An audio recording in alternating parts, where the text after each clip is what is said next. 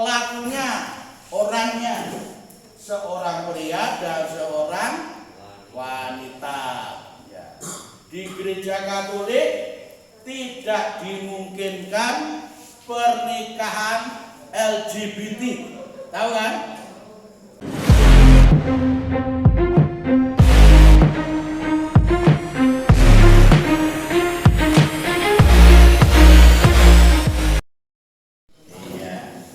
Kita akan mulai dengan materi perkawinan dalam pandangan gereja Katolik. Nah, ini hakikat perkawinan dalam gereja Katolik. Jenisnya perjanjian. Ya. Jadi perjanjian itu kesepakatan antara dua pihak, berbeda dengan kontrak. Jadi lawannya kawin kontrak. Apakah ada itu Romo? Ada. Ya. Di Puncak itu ada kawin kontrak.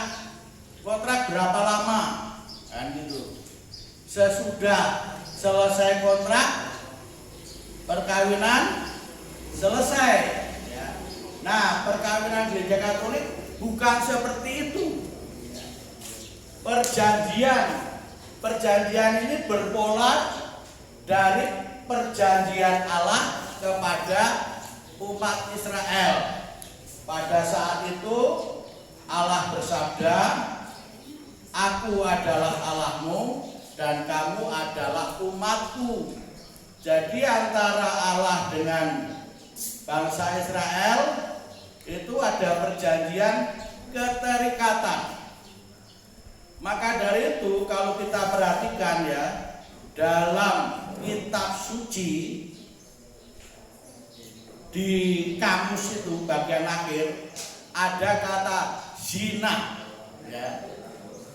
Di situ diterangkan bahwa bangsa Israel itu berbuat zina ketika bangsa Israel tidak setia kepada Allah, mengingkari perjanjian itu, misalnya menyembah berhala. Nah, itu. Jadi arti kata zina sangat luas. Itu dalam perjanjian lama, dalam perjanjian baru.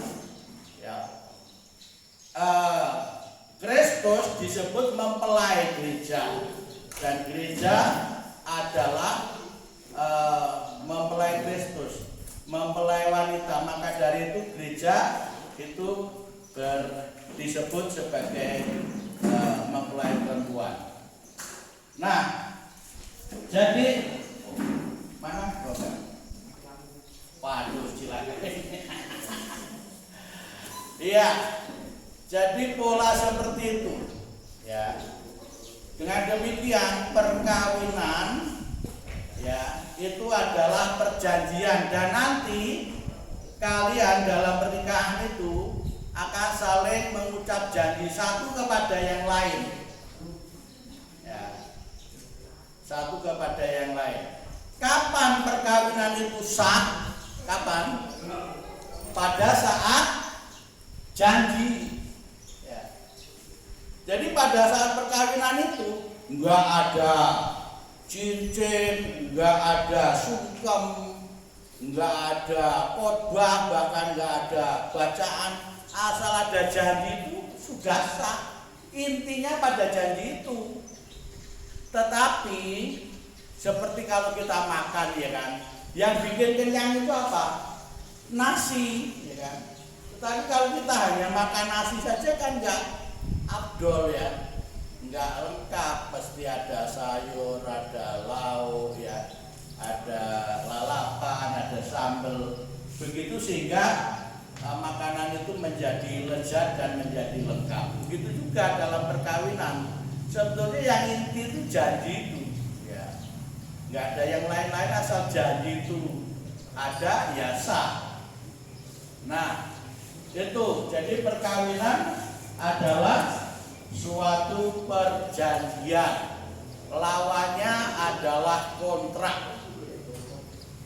Jadi perjanjian itu saat diucapkan sampai pada kematian. Ya. Jadi sekarang dan selama-lamanya, terus amin, ya kan? Nah, berarti mulainya ya saat janji itu sampai selama-lamanya. Nah, ini dipertentangkan dengan kontrak. Yang kedua bentuknya, ya. Bentuknya adalah persekutuan seluruh hidup pria dan wanita. Apa saja bersekutu, bersatu. Ya. Persatuan yang paling dalam adalah hati, perasaan. Nah, yang lebih rendah lagi adalah pikiran. Yang lebih rendah lagi adalah tubuh. Ya. Manusia terdiri dari ya hati, pikiran, tubuh.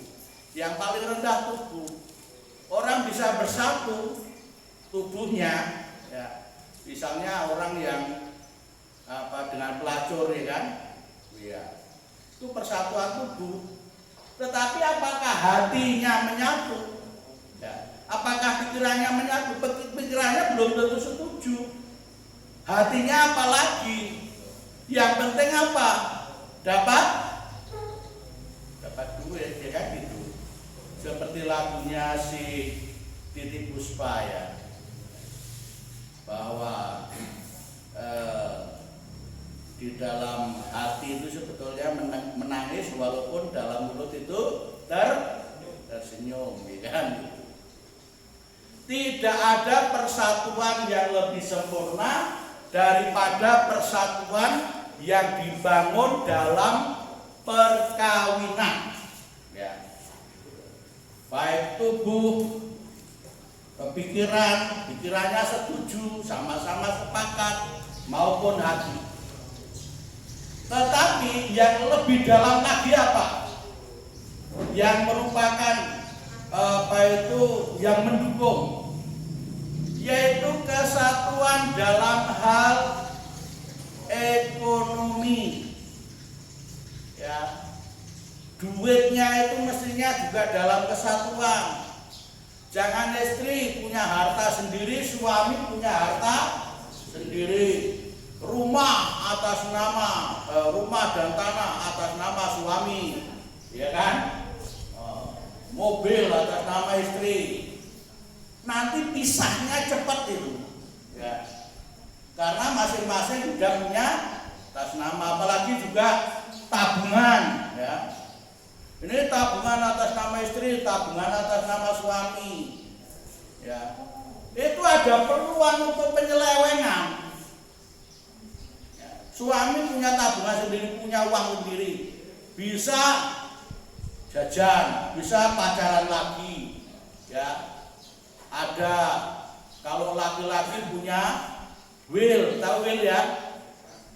Wanita idaman lain, ya kan? Si perempuan punya pil, ini pil yang pahit itu, pria idaman lain. Nah, itu karena apa? Karena punya dana. Bisa jadi yang perempuan cari berondong, ya kan? Nah itu, iya kan? Laki-laki yang apa itu berondong ya? Nah itu saya harus konfirmasi nih. Ya, brownies apa itu? Oh, berondong lagi. Iya, itu yang harus diperhatikan. Jadi adanya kemungkinan untuk mengkhianati kesetiaan, ya, itu lebih dimungkinkan kalau punya dana sendiri-sendiri. Karena apa? Karena cinta itu, ya, butuhkan dana. Pacaran butuh dana, ya kan? Iya. Kalau punya uang masing-masing, ya ada peluang untuk penyelewengan. Dan ini komunikasi yang terbuka. Saya pernah itu mengkanonik, ya, calon manten. Saya tanya yang perempuan, HP-mu boleh dipinjam oleh cowokmu enggak? Boleh Romo. HP cowokmu boleh kamu pinjam enggak? Enggak Romo. Sekarang minta, saya bilang. Kan kalau kanonik sendiri-sendiri dulu ya. Sekarang minta. Diminta ya. Nah, kanonik itu yang satu jauh, tidak boleh dengarkan ya. Ketemu dengan Romo masing-masing. Waktu HP-nya itu dipegang, ada telepon masuk. Ya. Saya bilang di loudspeaker. Halo sayang lagi ada di mana? Kita bisa ketemuan kapan? Iya. Itu bunyi HP dari si calonnya itu, padahal sudah kanonik itu. Akhirnya saya panggil, ya, saya bilang harus putuskan pacarmu. Ternyata kamu punya pacar. Kamu tahu dari mana? Baru saja ini tadi telepon. Lalu kakak dari si perempuan itu marah-marah. Romo, kenapa kanoniknya dibatalkan? Jangan tanya sama saya, tanya sama adikmu. Jadi syaratnya adalah di depan calon si perempuan itu, calon laki-laki harus memutuskan hubungan dengan pacarnya. Itu syaratnya. Baru kemudian dilanjutkan. Nah, ini diantara kalian, HP-nya boleh dipegang sama pacarnya enggak? Boleh. Siapa yang enggak boleh? Ada. Itu sudah peluang kalau enggak boleh. Mau apa? Sembunyian. Iya. Jadi itu bentuk persekutuan. Persekutuan apa? Persekutuan semuanya. Ya.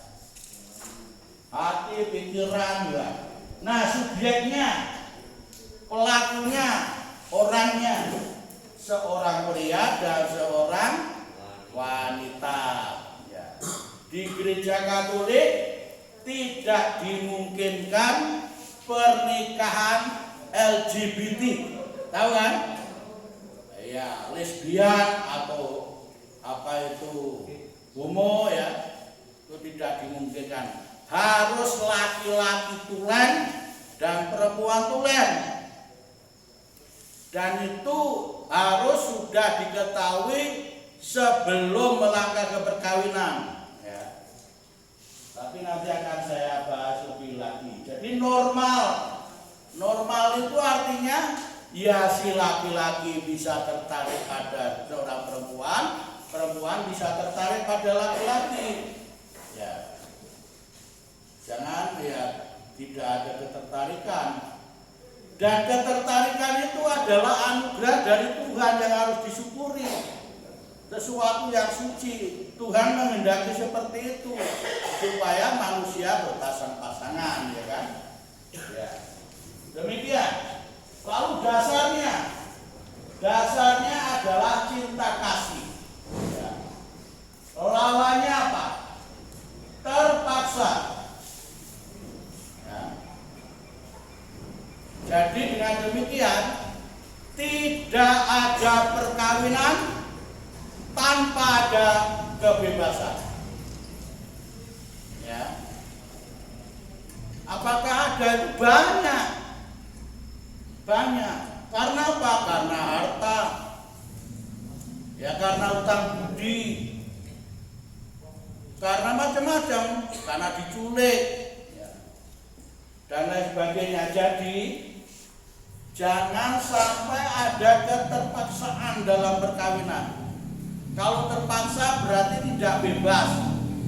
Kalau tidak bebas berarti tidak ada cinta. Paham ya? Ya. Jadi tidak dimungkinkan adanya perkawinan dalam gereja Katolik kalau itu ada keterpaksaan. Jadi cinta adalah syarat mutlak ada dalam perkawinan Katolik. Tidak akan bisa dilaksanakan perkawinan Katolik tanpa ada syarat mutlaknya, yaitu cinta kasih. Jelas ya? Nah, jangan karena ada motif-motif lain. Ya. Lalu yang kelima, tujuan. Tujuan pada dasarnya memang ada 3, tetapi tujuan itu banyak tentu saja ya, bisa diterangkan. Yang pertama adalah kebahagiaan bersama. Jadi ketika orang menikah harus menanggalkan egoisme. Egoisme itu berarti kesenangan sendiri, kemauan sendiri, kebahagiaan sendiri, ya, semua sendiri. Soliter, hanya mau suka-suka sendiri, ya. Lawannya soliter, solider. Solider berarti kebahagiaan bersama. Nah ini masing-masing harus bertanya, ya, apa yang bisa aku berikan untuk kebahagiaanmu, untuk kebaikanmu, ya, untuk kesejahteraanmu. Itu artinya kita itu harus solider, harus bersama-sama. Dan kalau itu soliter hanya untuk kemauan sendiri, berarti hanya menuntut apa yang bisa kamu berikan untukku. Ya. Kalau itu berarti saling menuntut, masing-masing itu saling menuntut, ya. Apa yang bisa kamu berikan untuk aku? Yang pasangannya juga begitu. Apa yang bisa kamu berikan untuk aku? Bisakah pasangan itu memenuhi harapan 100% bagi pasangannya yang lain? Enggak ada. Enggak ada laki-laki atau suami yang sempurna, enggak ada. Enggak ada istri yang sempurna. Kalau mau cari kesempurnaan ya nikah aja sama malaikat, kan? Iya, kita semua tidak sempurna. Justru karena itulah kita saling menyempurnakan. Kita punya kelemahan, kita punya kekurangan.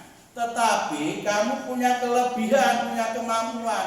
Kemampuanmu dan kelebihanmu mengisi kekuranganku. Kelebihanku dan kemampuanku mengisi kekuranganmu. Saling mengisi. Percayalah, ketika pertanyaan si istri untuk suami atau suami untuk istri, apa yang bisa kamu berikan untukku, itu menuntut ini hanya bom waktu, hanya menunggu waktu untuk timbulnya masalah dan untuk pisah. Ya seperti artis-artis itu, ya. Kenapa pisah? Kenapa cerai? Karena sudah tidak ada kecocokan lagi, katanya. Ya kalau saling tarik menarik, apa yang kamu berikan untukku, apa yang kamu berikan untukku, ya sampai kapanpun tarik menarik akan putus, pasti tidak cocok. Tetapi kalau berkata apa yang aku bisa berikan untukmu, pasti semua cocok, ya.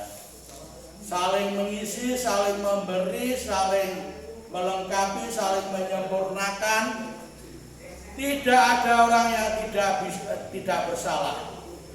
Dan suami atau istri harus memiliki semangat untuk mengampuni.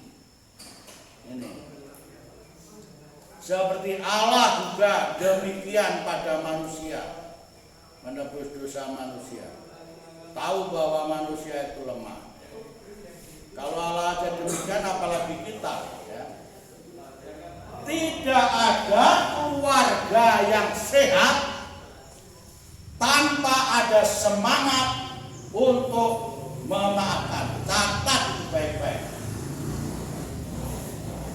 Jadi kalau mau membangun keluarga yang sehat, yang kokoh, yang utuh, yang sejahtera dan bahagia, milikilah semangat untuk saling mengampuni.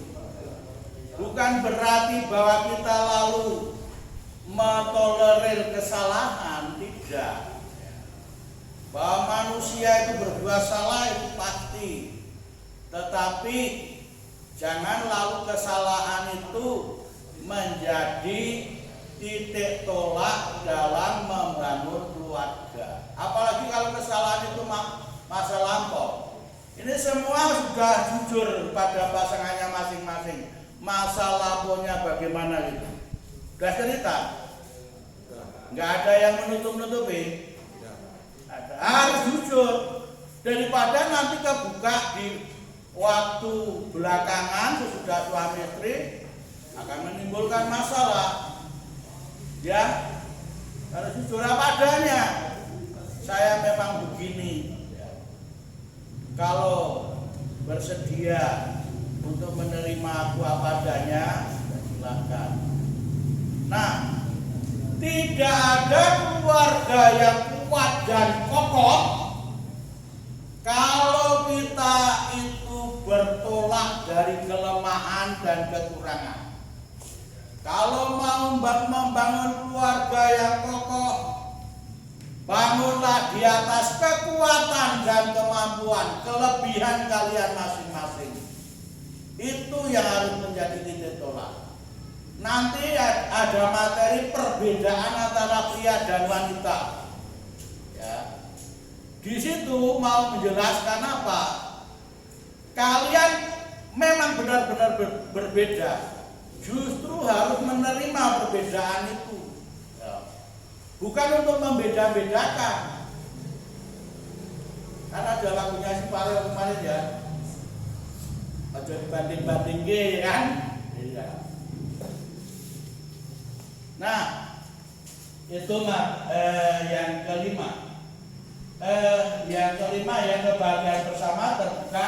Nah, pendidikan ini penting sekali. Jangan kita memikirkan pendidikan anak itu terlambat. Nah, walaupun kalian misalnya belum punya anak, pikirkan sekarang juga nabung untuk pendidikan. Ini tabungan pendidikan. Ya. Belum punya anak itu. Jangan kita memikirkan apa itu dana pendidikan untuk SMP sesudah anak tamat SD. Ya. Atau memikirkan dana untuk anak masuk sekolah SMA sesudah tamat SMP. Mikir untuk kuliah sesudah anak tamat SMA. Terlambat. Kalian sudah suami istri belum punya anak, itu sudah harus dipikirkan dana pendidikan sehingga nantinya akan ringan. Harus punya tabungan. Jangan ada semangat yang konsumtif lalu maunya dapat terus lebih besar pasak daripada iya, nanti akan dibicarakan juga masalah ekonomi. Jadi 12 materi itu saling melengkapi. Ya. Kita bicara tentang ekonomi. Ya mungkin maju ekonomi. Tetapi tidak dibicarakan soal moral, nanti juga akan dibicarakan soal moral. Ekonominya baik, sejahtera, moralnya bobrok. Nah itu yang juga nggak bisa. Tidak. Dan seterusnya, pokoknya semua materi itu saling melengkapi. Nah pendidikan ini penting sekali untuk ke depan ya. Gereja Keuskupan Tanjung Karang mempunyai program Ayu Kuliah. Yang tidak bisa kuliah ya dibantu, bukan dibiayai, bukan dibantu. Dari Ayu Kuliah itu dananya dari mana? Dari seluruh umat ya, dikumpulkan. Nah, yang keenam, hakikat sakramen perkawinan. Ikatan mesra pasutri oleh pencipta dilindungi oleh hukum-hukum dan cinta kasih kepada Allah. Jadi ada perlindungan hukum dalam perkawinan Katolik. Ya, nah itu saja, tidak usah berlama-lama ya. Nah, ini cinta kasih itu bertentangan dengan perkosaan. Ya, perkosaan itu ya mau tak mau harus, sedangkan cinta kasih tidak. Apakah di dalam kehidupan suami istri ada kemungkinan untuk perkosaan? Ada nggak? Ada. Kalau si suami itu nafsunya lagi gede, ya kan? Si istri lagi mungkin datang bulan ya. Nah itu kan apa bisa dipaksa, atau sedang capek atau sedang apa? Justru disitulah antara suami istri bisa bicara dari hati ke hati, rembukan. Suasana keseharian itu sangat menentukan dalam kemesraan hubungan suami istri. Karena itu perlu juga pembicaraan, ya. Nah, maka dari itu kalau di dalam program pemerintah ada KB, ya kan? KB itu keluarga berencana. Tapi Gereja Katolik itu lebih dalam dari itu, bukan hanya berencana. Keluarga bertanggung jawab. Jadi apa?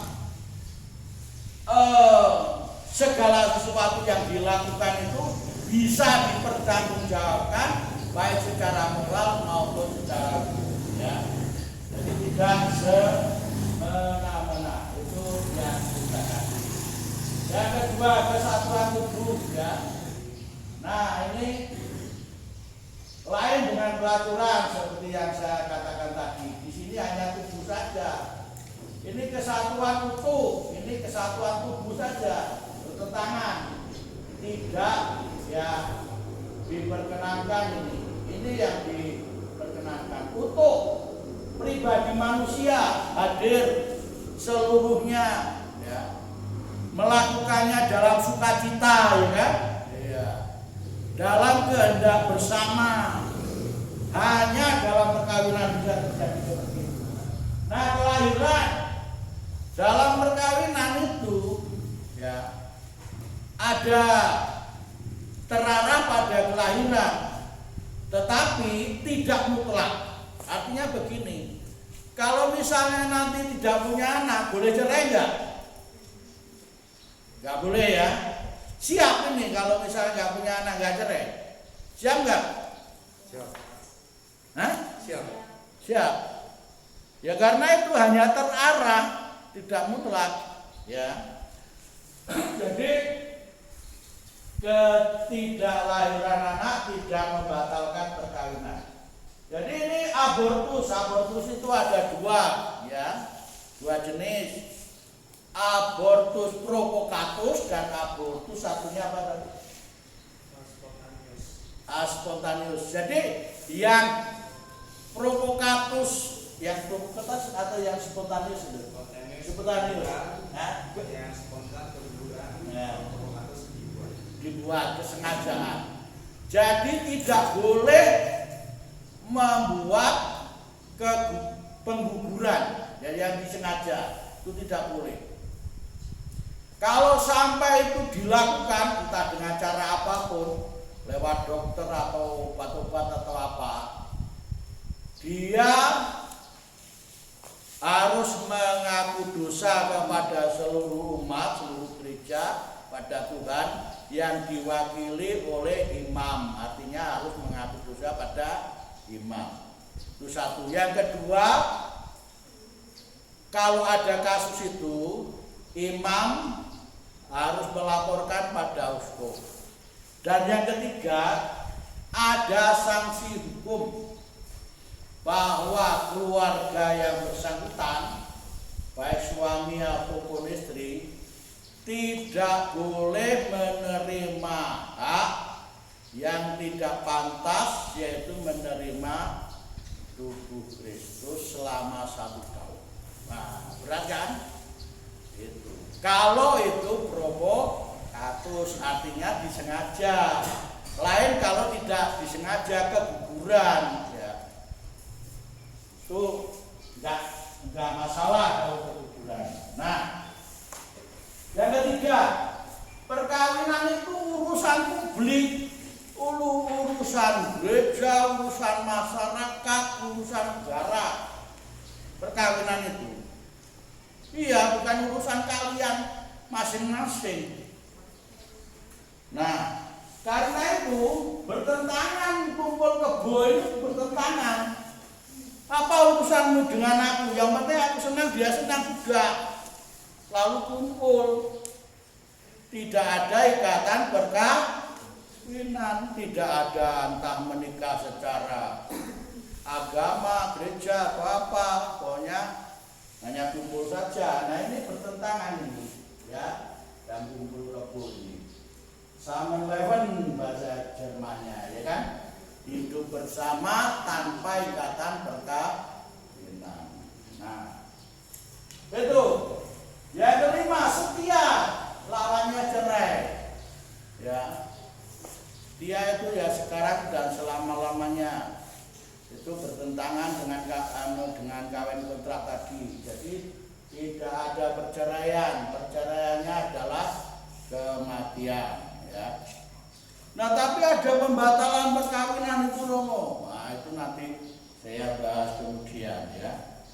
Nah, pembatalan perkawinan itu hanya mungkin kalau situasi-situasi sebelum terjadinya perkawinan itu ada masalah, ya, yang bisa membatalkan. Nah, ini hukum. Jadi perkawinan itu berkaitan dengan masalah hukum. Karena itu kawin siri, ya, bawah tangan yang tidak ada saksinya itu dilarang, ya, dalam gereja Katolik ini, bawah tangan. Seringkali, ya, kami itu repot sekali untuk mengurusi pernikahan siri ini. Karena dalam gereja Katolik disyaratkan adanya surat cerai. Nah, kalau kawin siri itu suratnya aja nggak ada, bagaimana mau ada tanda itu cerai? Akhirnya apa?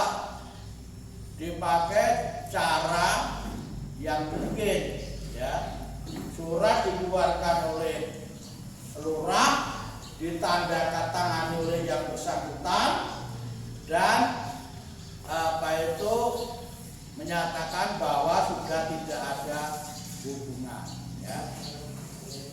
Nah, jadi yang mau menikah dan sebelumnya sudah menikah harus punya surat cerai, ya. Nah, itu syaratnya, itu harus sudah punya surat cerai kalau yang sudah menikah. Atau kalau dulu sudah menikah, istri atau suami sudah meninggal, harus ada surat kematian, ya. Itu. Silakan, dan duduk, ya. Selamat datang. Itu, ya. Nah, ini bawah tangan ini tidak diperkenankan di dalam gereja Katolik, karena perkawinan dalam gereja Katolik adalah perbuatan hukum. Yang ketujuh itu bertanggung jawab. Nah, pernah ada kejadian begini. Seorang laki-laki menjalin hubungan dengan seorang perempuan. Si A itu pacaran dengan si B, ya. Perhatikan ini. Si A pacaran dengan si B. Kemudian si pemuda ini, si A ini pacaran dengan si C.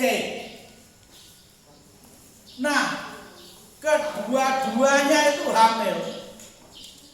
Coba. dia harus memutuskan salah satu. Dalam gereja Katolik kan nggak bisa kedua-duanya ya. Akhirnya apa? Dihadapkan di pengadilan. Diputuskan bahwa si laki-laki ini harus membiayai ya anak si A dengan si C, karena dia ternyata anak si A dengan ya si C, karena dia ternyata memilih B ya. Nah gitu. Waktu itu pernah juga yang datang ke saya sudah menikah secara Katolik, tetapi kemudian si pihak yang bukan Katolik ini memutuskan untuk pisah. Nah, lalu ada tekanan pihak Katolik harus membiayai anak yang ini, yang minta pisah ini tiap bulan 2 juta, berarti 2 anak 4 juta. Saya bilang, kalau kalian itu diam saja berarti menyetujui. Apa sanggup mau membiayai 4 juta bagi anaknya itu? Enggak.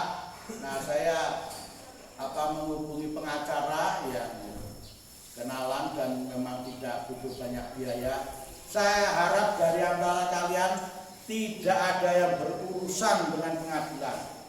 Kalau sampai berurusan, hancurlah, karena jadi santapan lezat. Ya, mau? Nggak mau kan?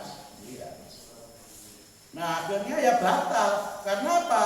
Yang berkehendak untuk cerai bukan dia. Kenapa harus bertanggung jawab? Ya, itu. Nah jadi itu masalah hukum. Ya, jadi tidak boleh ada pelantaran memang. Aduh, bentar. Tidak boleh ada penelantaran memang. Tetapi dilihat dulu kasusnya. Siapa yang berkehendak untuk cerai itu? Kalau yang menghendaki untuk cerai itu, ya itulah yang membiayai. Nah, kebahagiaan lawannya egoisme, kita tadi sudah bahas. Nah ini, jadi ada 3 ciri perkawinan Kristiani. Ya, yang pertama monogami. Itu seorang pria dan seorang wanita. Lawannya poligami, seorang pria dengan banyak istri, atau poliandri, seorang pria dengan seorang wanita dengan banyak suami, kalau poliandri. Ini melawan hukum dan tidak bermoral. Kenapa gereja Katolik itu bersiteguh untuk mempertahankan perkawinan monogami? Ada dasarnya secara manusiawi, yaitu pada martabat manusia. Itu dasarnya. Gereja Katolik memandang laki-laki maupun perempuan sama martabatnya, ya, sama nilainya. Kalau laki-laki itu 100%, perempuan, seorang perempuan juga 100%. Kalau ada orang laki-laki, seorang laki-laki menikah dengan 4 perempuan, perempuannya biro nyelawean, ya kan? Paham nggak? Itu dasarnya kenapa gereja Katolik itu bersiteguh untuk mempertahankan perkawinan monogami. Mono itu 1, kalau ada tip itu kan. Kalau stereo 2 kan, kanan kiri bunyi. Kalau mono 1 saja. Game kami dari game permainan. Ya. Kalau mau ahli ya 1 permainan saja, ya kan gitu. Jangan main voli, ikut, main bola, ikut, bulu tangkis, ikut. Nggak ada yang mahir, nggak ada yang profesional, nggak ada yang ahli. Ya, jelas kan? Jadi ketika ada calon manten, saya tanya, kenapa dalam gereja Katolik tidak diizinkan perceraian atau hanya boleh seorang pria atau seorang wanita, biasanya jawabnya apa? Karena menurut firman Tuhan, apa yang dipersatukan Allah tidak boleh diceraikan manusia. Kalian nyontek ya. Nyontek dari kitab suci. Yaitu kamu jawab berlaku untuk ke dalam antar kita yang seiman Katolik. Tapi dengan orang luar nggak berlaku. Saya nggak mengimani kitab sucimu, nggak mengimani firmanmu, ya. Firman Tuhan yang kamu yakini ya. Lalu jawabannya apa? Sederhana saja. Kenapa nggak boleh? Karena perceraian itu tidak baik. Itu saja. Semua yang tidak baik tidak boleh. Sederhana kan? Nah, lalu pertanyaan berikutnya, apa tidak baiknya? Banyak. Yang tidak mengendaki perceraian, ya sakit hati. Lalu anak jadi korban, nanti terlantar. Kalau bapaknya ikut bapaknya atau ikut ibunya? Kalau ikut ibunya, nanti punya bapak tiri. Kalau bapaknya itu sudah pernah menikah dan punya anak, punya kakak tiri atau adik tiri. Berikutnya, rezeki yang sudah didapat dibagi dua, ya kan? Kambingnya papa loro edeng, kan itu ya. Dibagi semua. Lalu apa? Tidak bisa memberi kesaksian ajaran gereja Katolik. Karena gereja Katolik itu ya monogami itu. Ya. Nah, lalu juga hubungan keluarga besar keduanya putus. Juga tidak ini mempunyai andil yang buruk pada masyarakat. Karena keluarga adalah sel masyarakat. Tubuh kita ini terdiri dari jutaan sel, ya kan? Nah, kalau ada sel yang rusak mempengaruhi seluruh tubuh, ya, maka harus dibenahi. Begitu juga keluarga. Keluarga sehat, masyarakat kuat. Keluarga retak, masyarakat rusak. Perhatikan saja anak-anak yang dari keluarga broken home itu ya, yang keluarga yang cerai itu, yang orang tuanya rusak, jadi berandalan, jadi penjahat, ya suka-sukanya. Karena apa? Karena tidak ada yang diteladani dari orang tuanya untuk ya mengamalkan hidup penuh kasih. Mereka sendiri ya suka-sukanya. Nah, yang kedua ini solubilitas. Solusi itu penyelesaian, ya. Kalau ini solubilitas berarti tak terceraikan, tak terputuskan. Apa alasannya? Setiap suatu keputusan atau tindakan harus ada alasan, dan gereja Katolik bisa mempertanggungjawabkan apa yang menjadi isi imannya, ya, bisa. Kenapa tidak boleh cerai? Karena harus setia. Kesetiaan. Allah itu setia pada manusia, tidak ada Allah itu mengingkari janjinya, nggak ada. Justru karena itu kita ya harus setia supaya kita juga ya bisa meneladani atau mengambil pula bagaimana hubungan Allah dengan manusia, seperti yang saya katakan pada saat pertama tadi. Nah, lalu yang ketiga sakramen. Nah ini sakramen ini hanya ada di dalam gereja Katolik. Artinya begini, ya. Sakramen adalah tanda dan sarana keselamatan dari Allah. Jadi kita itu harus menyelamatkan satu sama lain. Dari pernikahan, paijo dengan paijem ya, ini istilah supaya gampang aja ya. Paijo sama paijem. Allah itu mencintai paijo. mencintai Paijo. Nah, si Paijem ini menjadi sarana untuk mencintai Paijo. Ya, sarana itu apa?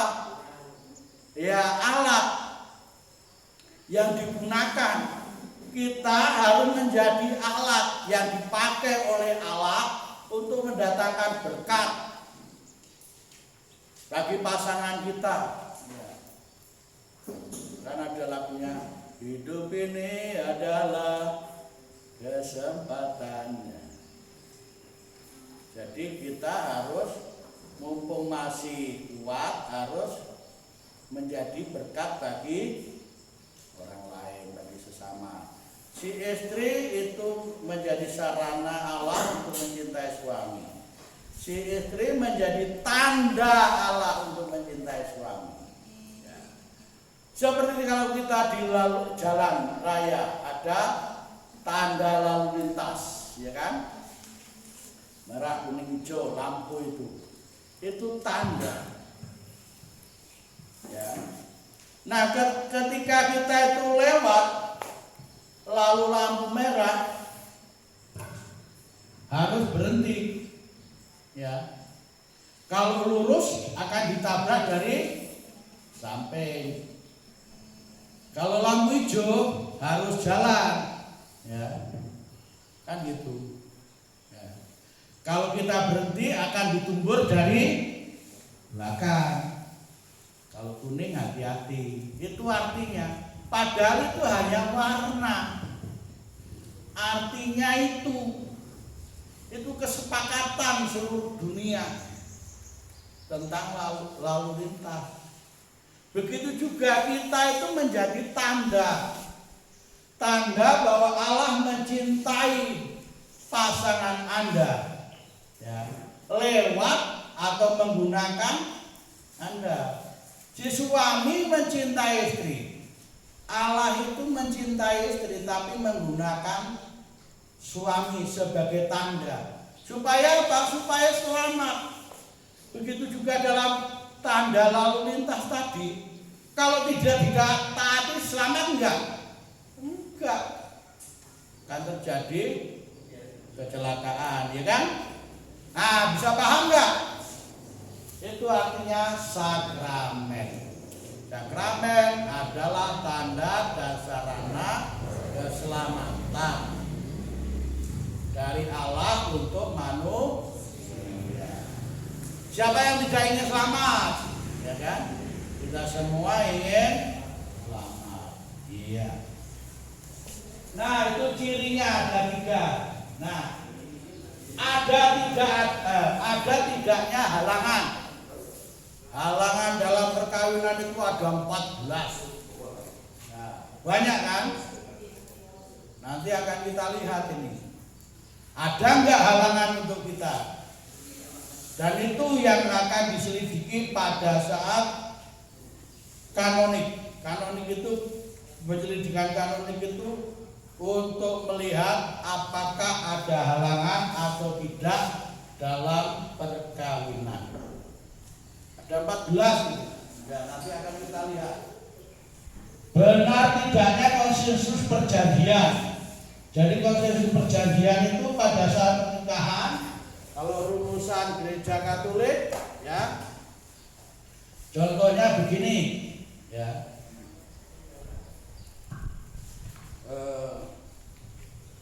Ini saya hafal ya, mudah-mudahan. Jadi misalnya namanya Pak Ijo sama Pak Ijo ya. Ini janji si Pak Ijo pada Pak Ijo.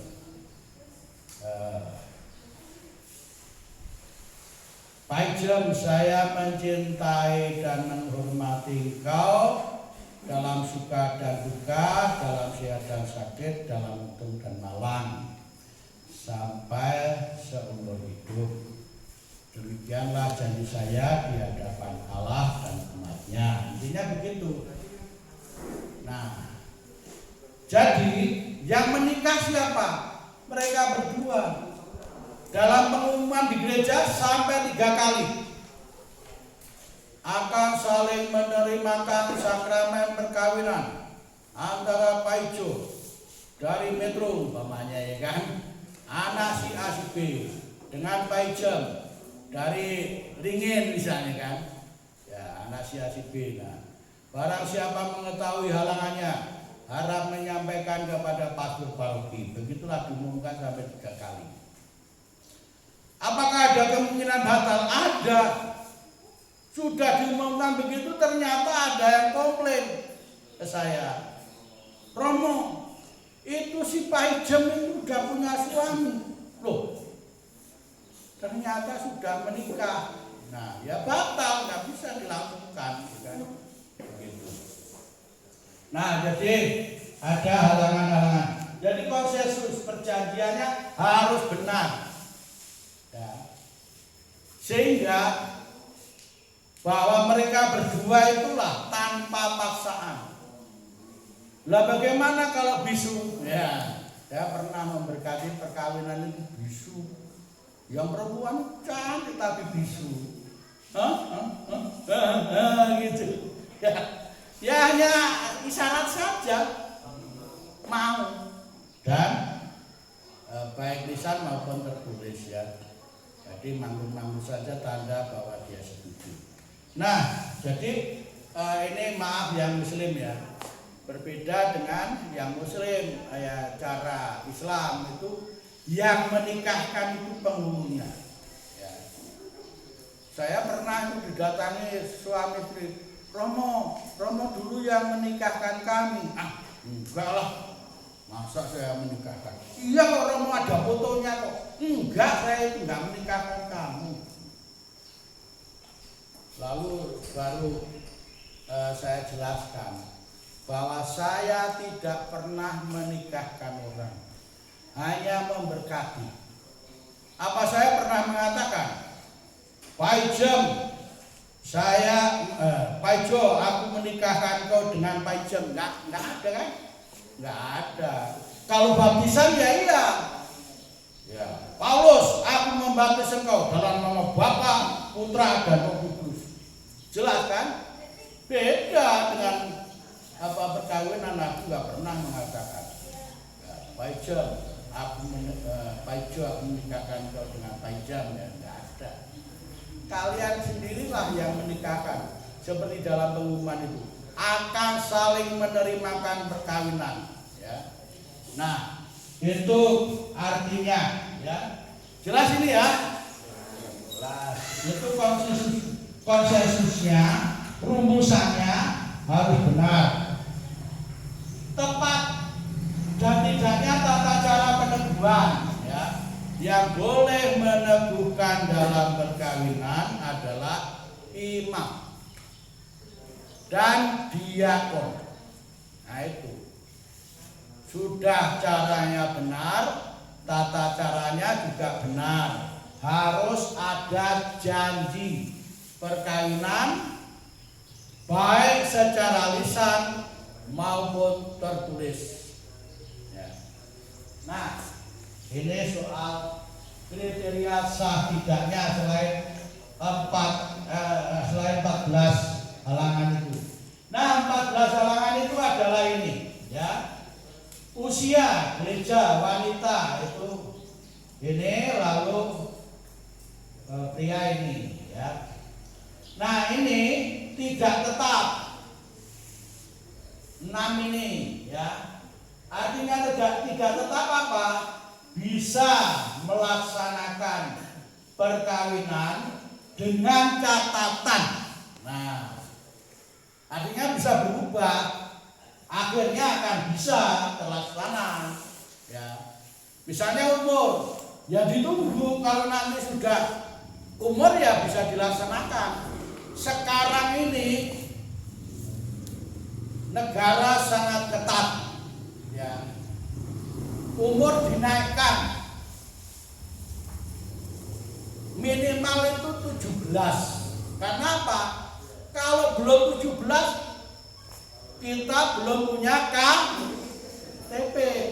Padahal KTP itu syarat untuk mendapatkan catatan sipil perkawinan. Kalau belum punya KTP, ya belum punya belum bisa mengurus catatan hukum perkawinan ya.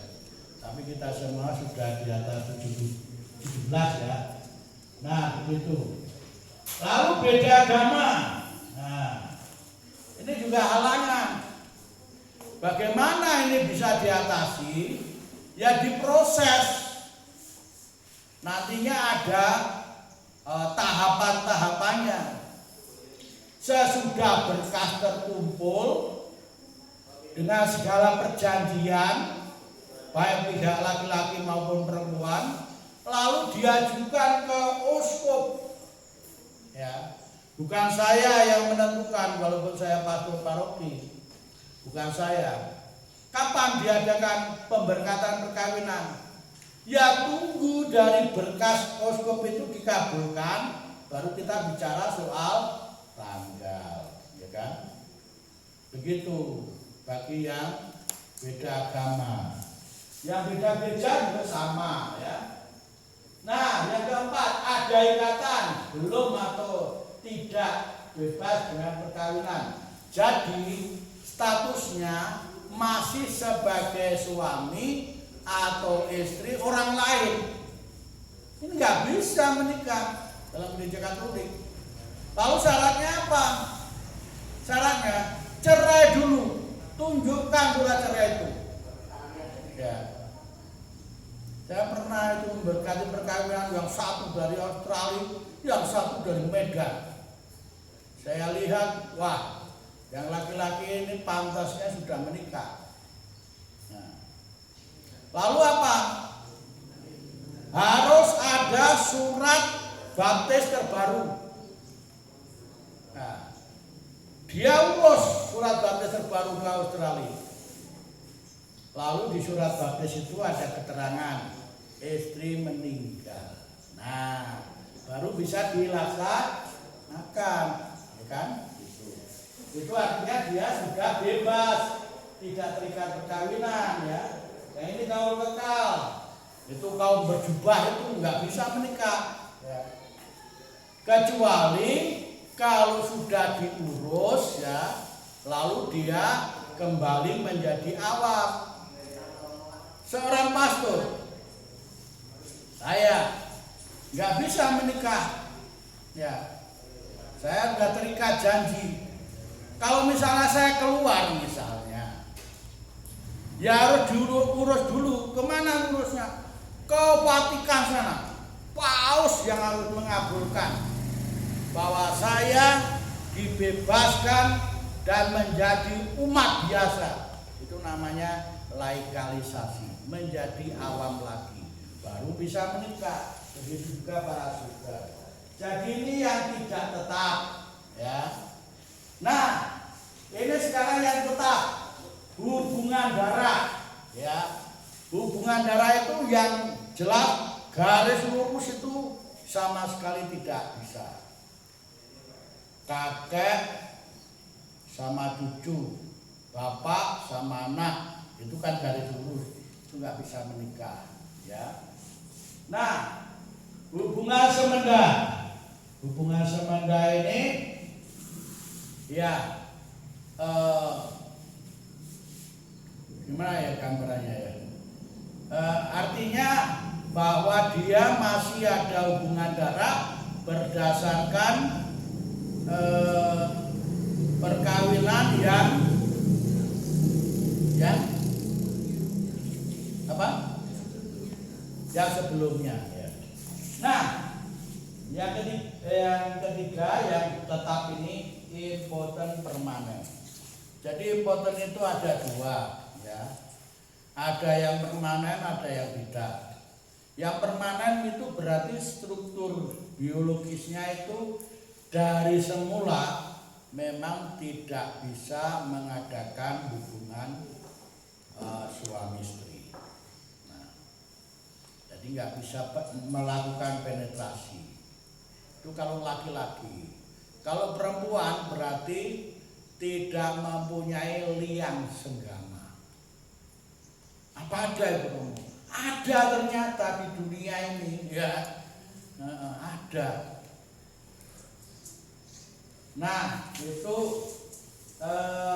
yang tidak permanen berarti pada saat-saat tertentu saja. Misalnya karena kecapean, karena masalah, karena ya lain-lain, karena psikologis ya. Sekarang ini luar biasa ya, ada obat-obat untuk obat kuat ya kan. Iya. Nah, nanti sampai ini nanti saya beri peluang untuk tanya jawab ya. Lalu pemaksaan, ini jelas. Pembunuhan ya. Saya naksir misalnya gadis itu, tapi saya sudah bersuami. Saya menyuruh orang membunuh istri saya supaya bisa menikah dengan itu. Nah itu nggak boleh, itu sampai kapanpun ya. Karena pembunuhan ini penculikan, mengambil terus bawa kemana, lalu dinikahi. Publik ini begini, A itu pernah hubungan sama B, tapi tanpa terikat perkawinan, lalu punya anak ya. Terus A menikah dengan si C, punya anak. Anak A dengan B tidak bisa menikah anak A dengan C, jelas ya?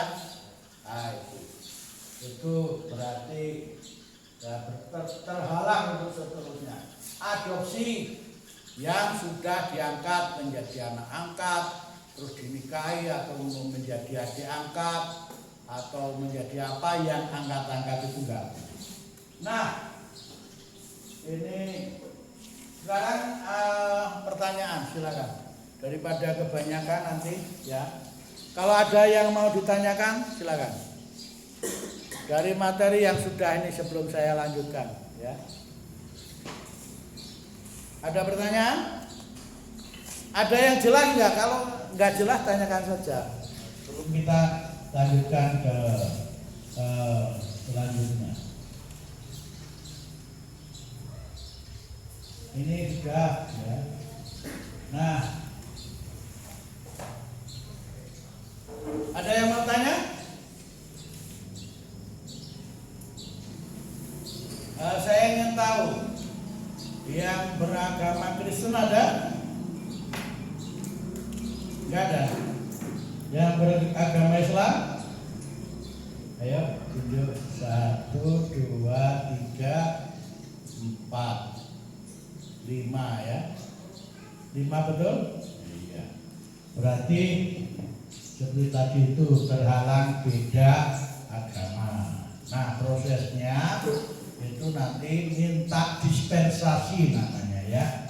Nah itu ada proses. Kalau si yang muslim itu mau tetap muslim, tetapi kalau misalnya yang muslim itu mau menjadi Katolik, ya harus melalui menjalani masa katekumenan atau pelajaran sampai akhirnya dibaptis ya.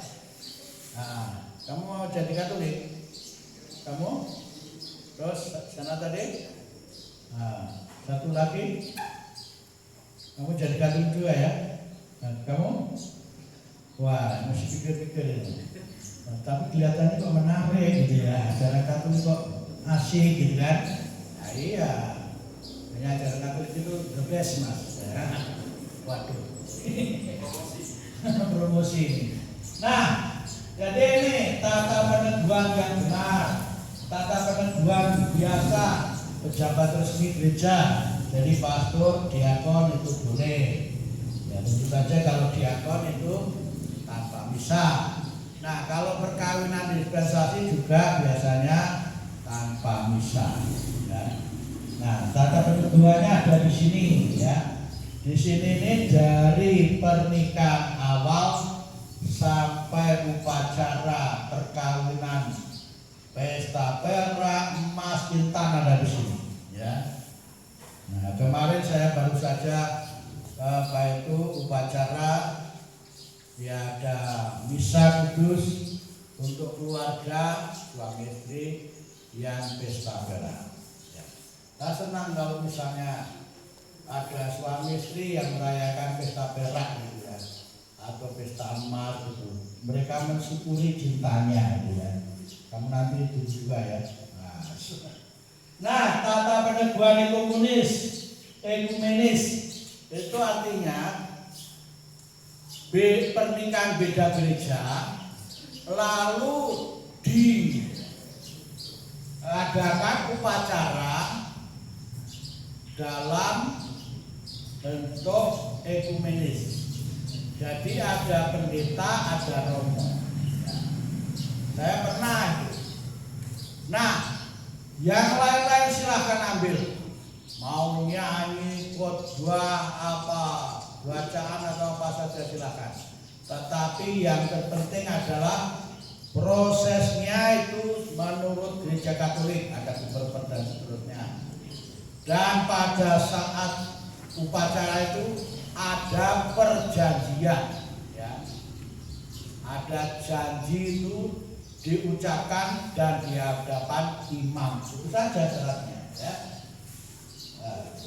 Tata peneguhan ganda, pastor dan pendeta ya bersama-sama. Nah, ini tugas suami istri membangun keluarga penuh cinta kasih, ya. Jadi kita itu harus menjadi pendidik. Suami istri adalah guru, pendidik utama dan pertama. Jangan mentang-mentang kita menyekolahkan anak kita di sekolah Katolik, lalu kita tidak pernah mendidik anak kita dalam iman Katolik. Membiarkan saja, itu tugas sekolah. Apa gunanya sekolah Katolik, ya kan? Ya mereka lah yang harus tanggung jawab. Tidak, ya. Guru yang pertama dan utama tetaplah orang tuanya. Di sekolah, ya, sekolah itu rumah kedua. Ibu dan bapak guru adalah bapak dan ibu guru kedua. Ya. Yang pertama tetaplah orang tua. Jadi jangan melepaskan tanggung jawab itu. Nah, mendidik generasi muda ini penting sekali. Menyiapkan generasi masa depan. Ada 3 lingkungan atau milieu yang bertanggung jawab atas karakter anak. Yang pertama, sekolah itu lebih utama pada segi intelektual, berpikir, mereka belajar. Ya. Yang kedua, lingkungan gereja lebih pada kerohanian, spiritual. Ya. 4 maksud saya. Yang ketiga adalah masyarakat, lebih pada hidup sosialnya. Ya. Dan yang keempat, lingkungan keluarga. Itu meliputi semuanya. Ya. Baik dari spiritualnya, sosialnya, intelektualnya, dan budi pekertinya, sopan santunnya, mulai dari keluarga. Nah ini menyambut dan mencintai kehidupan. Gereja Katolik harus pro life, cinta pada kehidupan. Ya. Kehidupan itu bukan hanya manusia, tetapi juga alam semesta. Binatang-binatang, tumbuhan, tanaman ini harus semua dicintai. Ya. Bumi jangan dirusak, ibu pertiwi. Ya. Jadi tanah itu berjenis kelamin perempuan. Karena tugasnya sama dengan perempuan. Ya. Perempuan itu apa? Ibu itu menerima benih, menumbuhkan dan melahirkan. Tanah juga begitu, menerima benih, menumbuhkan, ya, tanaman itu dan akhirnya membuahkan. Ya, karena itu satu satu aku sayang ibu. Ya. Nah, tetapi zaman modern ini semakin tidak disayangi tanah itu. Karena apa? Pakai kimia. Sebetulnya tanah ini adalah motherland. Ya. Tetapi ketika terus menerus dikasih kimia, dari motherland itu menjadi matterland. Matter itu materi. Jasad-jasad hidup di dalam tanah itu hilang. Dulu saya tahun 77 itu bajak di sawah. Ketika bajak itu kadang ketemu belut, ya. Tapi coba sekarang nggak akan ketemu. Boro-boro bajaknya lancar, tanahnya itu subur, gembur ya. Sekarang tanah itu melekat pada mata bajak. Ya, itu maka dari itu saya serukan, saya paling sayang dengan pertanian organik. Dan saya bukan hanya ngomong, karena praktekkan. Ya, saya nggak suka kalau masyarakat itu terus menerus pakai kimia, akan membuat motherland menjadi matter. Nah, jadi kita harus mencintai ini, menyambut dan mencintai kehidupan. Di dalam rahim ibu akan ada kehidupan. Jangan pernah diganggu, justru harus dibantu supaya janin itu berkembang subur, sehat, dan akhirnya cerdas, ya kan? Nah, itu bagus kalau ada ibu itu suka bernyanyi, ya, akan terpengaruh janin ini. Tapi sayang kalau misalnya bapaknya pada saat ibunya hamil malah sering marah, anaknya nanti akan jadi beringasan, terpengaruh itu. Ketika Bunda Maria itu datang mengunjungi Elizabeth dan Elizabeth itu sedang mengandung, apa dikatakan di dalam kitab suci? Anak dalam kandungan Elizabeth itu melonjak kegirangan, ya kan? Apa bisa itu? Bisa. Janin itu di dalam perut itu dilingkari atau dilingkupi air. Air itu ketuban ya, air ketuban ya. Maka janin itu bergerak bebas, bisa tinggi, bisa koprol ya. Gitu. Karena apa? Ada di dalam air ketuban itu ya. Maka dari itu pendidikan untuk anak tidak hanya ketika anak itu usia 7 dan seterusnya. 0 sampai 6 itu adalah golden age, artinya usia emas. Maka dari itu ada PAUD, ya kan? Ada TK. Karena dulu itu tidak berpikiran demikian, TK, taman kanak-kanak, ya, hanya bermain saja. Padahal sekarang itu ada PAUD itu lebih, ya termasuk TK, itu pendidikan anak usia dini.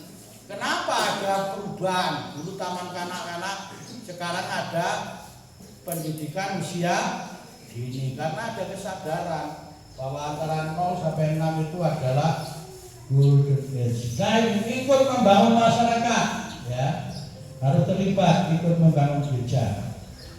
Nah, sudah selesai, ya. Ini tugas saya. Tepuk tangan. Itu orang Indonesia ya. Kalau tepuk tangan disuruh dulu. Iya, silakan kalau ada pertanyaan. Ya. Jadi ini bagian hukum, bagian pandangan Gereja Katolik atas perkawinan. Ya. Kalau ada pertanyaan dipersilakan. sebelum beralih ke materi lain. Nah, nantinya akan diterangkan syarat-syaratnya dan sebagainya. Ada syarat-syarat yang berbeda antara yang Katolik dengan Katolik atau Katolik dan Muslim. Kalau memang ya si Muslim bukan Muslim, ya kan? Kenapa dimungkinkan adanya perkawinan beda agama atau beda gereja? Pertama, karena setiap orang itu di dalam gereja Katolik bebas menentukan pilihan hidupnya asalkan didasarkan cinta. Ya. Yang kedua, alasannya karena gereja Katolik itu menghargai hak-hak asasi manusia. Setiap orang itu berhak untuk menentukan keyakinannya masing-masing. Tidak ada paksaan dalam gereja Katolik. Pernah dulu saya sudah pakai pakaian misa. Di dalam itu namanya alba yang putih ya, yang di luar itu namanya kasua. Sudah lengkap. Mau memberkati perkawinan, mantan sudah di altar. Ya. Ternyata Pak D-nya datang, marah-marah sama saya. Perkawinan ini harus dibatalkan, katanya. Loh, nggak apa-apa Pak. Kalau memang harus batal, saya kan hanya pelaksana. Yang menikah mereka. Ya. Kalau batal ya nggak apa-apa. Itu hak mereka untuk menentukan nasibnya. Mereka menikah dengan siapa dan dengan cara apa. Kalau memang harus batal nggak apa-apa. Bukan saya yang menikahkan. Saya hanya memberkati mereka yang menikah satu sama lain. Sudah begitu mantannya yang perempuan itu nangis luar biasa. Ya, ramai padahal umat sudah kumpul semua. Ya akhirnya ya menyerah Pak D-nya. Ya. Apa boleh buat? Secara hukum mereka dilindungi. Justru kalau Pak D ini melarang mereka, Pak D lah yang melanggar hak asasi manusia karena memaksa orang untuk mengikuti apa yang menjadi keyakinan Pak D, bukan keyakinan mereka. Ya, itu. Nah, itu pernah terjadi. Akhirnya terlaksana. Ya, dengan heboh dulu. Ya. Pernah juga terjadi begini. Ya. Jadi ini semua sudah tunangan, sudah. Sudah ada yang belum. Ya. Begini secara hukum tadi tunangan belum saya terangkan ya. Masih ada waktu enggak? Masih ya. Begini, tunangan ya sudah ada ikatan. Bagaimana kalau seandainya sepihak membatalkan? Secara aturan di masyarakat kewajaran ya, pihak yang membatalkan harus mengganti rugi pada pihak lain. Nah, itu. Bagaimana kalau seandainya perkawinan ditunda-tunda tanpa alasan yang masuk akal? Itu pun juga harus dituntut dari pihak yang menunda-nunda itu. Harus ada kepastian.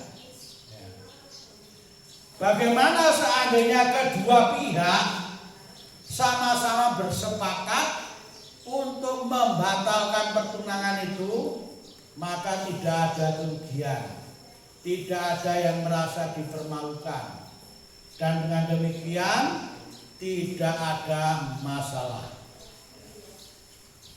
Biasanya kalau pertunangan itu apalagi sudah dibatalkan ya,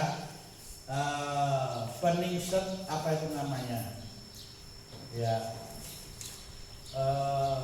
serah terima barang itu loh ya, mas kawin ya, itu dikembalikan. Nah, pada suatu ketika pernah ada pasangan ya yang meminta, Romo tanggal sekian itu pernikahan, sudah kuperper memang ya, tetapi belum syarat-syarat belum penuh, kanonik belum pernah belum dilaksanakan ya. Kemudian pihak si perempuan ini membatalkan pernikahannya. Nah, untung dalam buku saya itu saya tulis rencana pernikahan antara si A dan si B tanggal sekian, rencana. Tapi itu menjadi trauma bagi saya. Sekarang ini saya nggak begitu saja sembarangan menentukan tanggal tanpa prosesnya selesai. Itu alasan saya. Kenapa tidak menentukan tanggal? Kalau sudah selesai, sudah kanonik, sudah pengumuman, sudah kanonik lah ya. Lalu pengumuman kapan diadakan itu nggak masalah. Nah, yang penting sudah kanonik. Tapi kalau belum, saya trauma karena masalah itu. Ya. Akibatnya apa? Karena si pihak laki-laki itu punya pamor, pejabat, ya, menuntut supaya dilaksanakan pernikahan itu diproses. Ya. Karena saya nggak mau, ya, mempelai perempuan juga nggak mau, mempelai perempuan sama orang tuanya jebloskan ke penjara. Akhirnya dikasuskan di sidang. Saya dipanggil untuk menjelaskan itu perkaranya. Maka saya terangkan proses perkawinan gereja Katolik di persidangan. Jadi prosesnya ya mesti ada kuper ini, mesti ada mengurus syarat-syarat pernikahan yang syarat-syarat gereja Katolik dan syarat-syarat sipil, lalu ada kanonik, lalu ada pengumuman. Saya katakan sama Bapak Hakim, walaupun pada hari H itu calon manten sudah di altar, lalu apakah saudara bersedia untuk mencintai dan menghormati istri saudara? Ya. Dijawab tidak. Saat itu juga batal Bapak Hakim. Enggak masalah. Ya, saya bilang begitu. Nah, itulah seluk-beluk dalam perkawinan gereja Katolik. Ya, tidak usah saya terus, yang bicara silakan kalau ada pertanyaan. Ya. Ada yang mau tanya?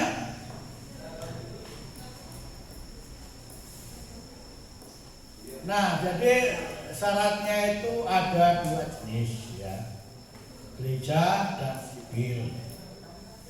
Sipil itu sebetulnya urusan pegawai sipil, tetapi supaya lancar syarat-syarat sipil juga diserahkan ke Romo, diperiksa kalau sudah lengkap ya, nanti dilaksanakan upacara perkawinan, langsung dibuatkan surat nikah gereja Katolik.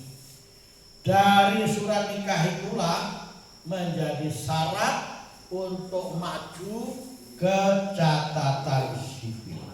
Ya, jelas ya? Iya. Nah, ada satu hal lagi, bahwa di dalam kehidupan suami istri atau keluarga ada kalanya terjadi KDRT. Tahu KDRT? Kekerasan dalam rumah tangga. Nah, itu jangan sampai terjadi. Maka dari itu kanonik itu juga penyelidikan ke situ. Juga ditanyakan, ya kan? Juga ditanyakan masa lalunya. Ya. Kejujurannya. Jangan sampai nanti ada ya dusta di antara kita, ya kan? Nah, ada itu si suami menceraikan istrinya. Mengapa? Karena ternyata sudah tidak perawan katanya. Nah, maka dari itu pada saat itu ya harus jujur apa adanya. Kalau itu menjadi syarat, ya, maka di dalam penyelidikan kanonik, apakah ada syarat-syarat dalam perkawinan Anda? Kalau ada apa? Ya, ada, itu akan membatalkan perkawinan. Harus tidak ada. Ya.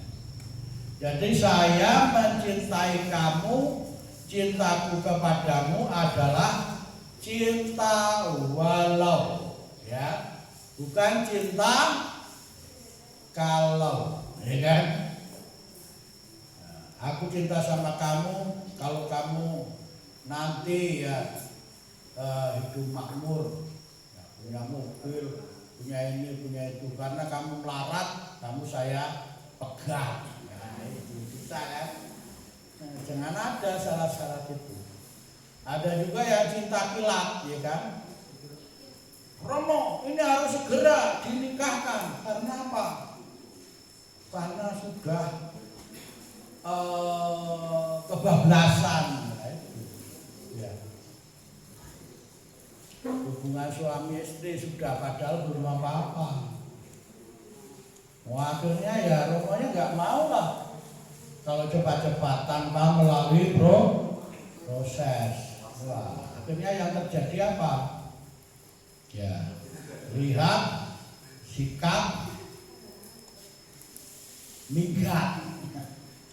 Ya, kan akhirnya itu ya sesuatu yang memalukan, ya. Maka dari itu supaya tidak terjadi. Nah, ada pertanyaan nggak nih? Kok ada main saja nggak ada yang tanya nih? Hah? Nggak ada yang tanya? Oh, pas ya? Oke, kalau sudah nggak ada yang tanya, kiranya cukup. Saya serahkan pada pembawa acara, Mbak Eva.